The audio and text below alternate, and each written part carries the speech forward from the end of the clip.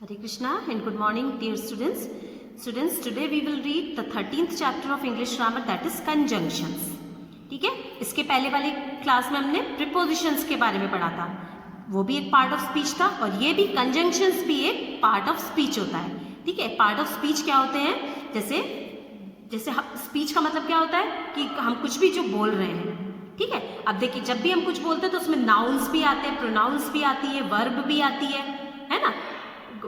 Noun, pronoun, verb, adverb, adjective, preposition, conjunction, interjection.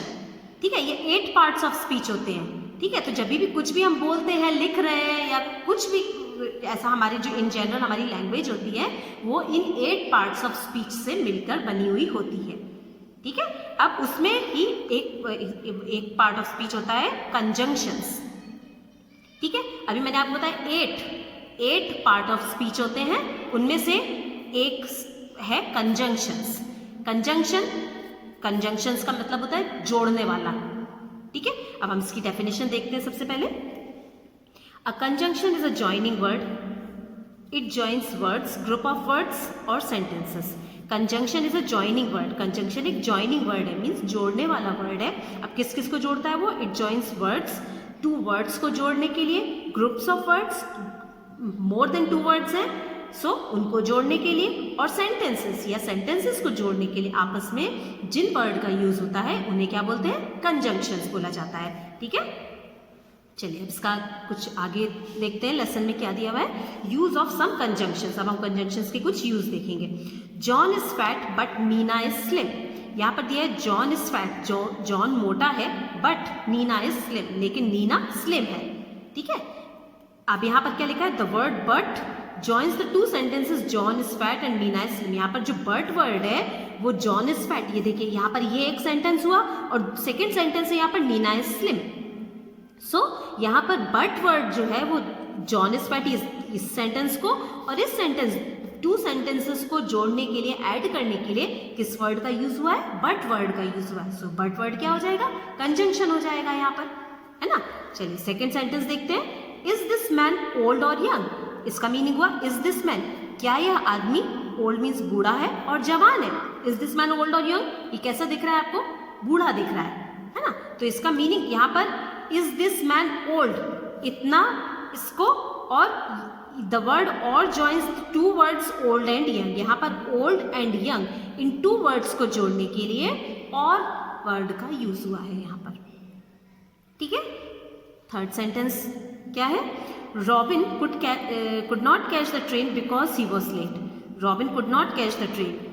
Robin train को नहीं पकड़ पाया, क्योंकि, because मीन्स क्योंकि, he was late, क्योंकि वो लेट हो गया था. यहाँ पर because वर्ड जो है वो Robin could not catch the train, ये फर्स्ट सेंटेंस है और सेकेंड सेंटेंस है he was late. इन दोनों सेंटेंसेस को ऐड करने के लिए because कंजंक्शन का यहाँ पर यूज हुआ है.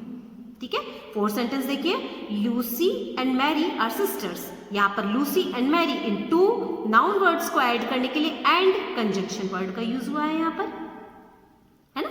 लूसी और मैरी को जोड़ने के लिए हमने क्या यूज करा? एंड वर्ड का यूज करा. So and is a conjunction. उसके बाद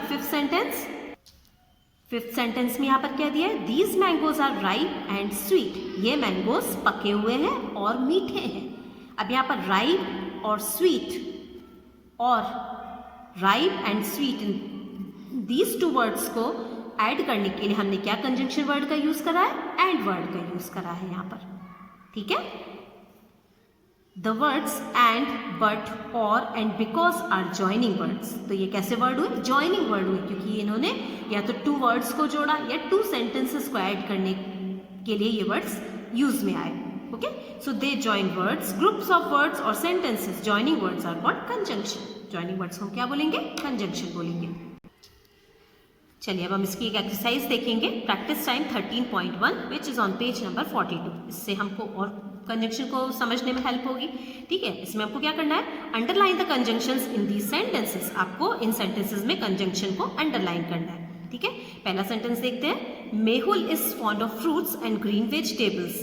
फॉन्ड मीन्स उसको बहुत पसंद होना, फॉन्ड का मीनिंग होता है हमको कोई चीज़ बहुत पसंद होना।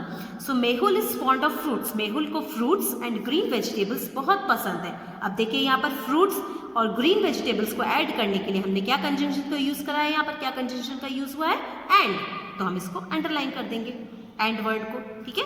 Ahmad is poor but honest, Ahmed गरीब है लेकिन ईमानदार है, बट मीन्स लेकिन और ऑनेस्ट मीन्स ईमानदार। अहमद गरीब है लेकिन ईमानदार है। सो यहाँ पर poor and honest in 2 words को ऐड करने के लिए हमने बट कंजंक्शन का यूज करा है ना। जब हम हिंदी में भी बोलते तो हम कैसे बोलेंगे, अहमद गरीब है लेकिन ईमानदार है, हम बोलते हैं ना ऐसे। तो देखिए लेकिन की इंग्लिश क्या होती है, बट, ठीक है।